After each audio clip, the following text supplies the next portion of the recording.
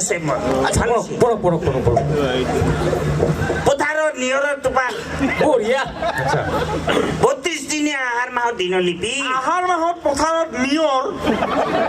শিকে লিখছ আচ্ছা ঠিক আছে পঢ়ক আচ্ছা শ্ৰীমান মানিক চৰকাৰ আৰু নাই হে ৰাম হঠাৎ বিধৱা হ'ল এখন মাৰুতি কাৰ দাদা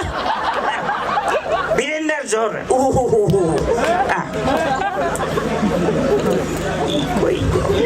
চৈলেনে টেবলেট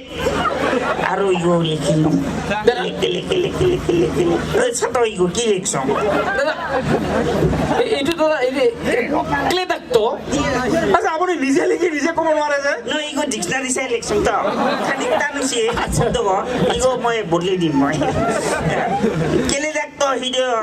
ৰক্তিম বাসনা বঢ়িয়া আকাশেদি উৰি যায় এটা বগা হাতী বৰষুণত লগা মহেন্দ্ৰ দত্তৰ ছাতি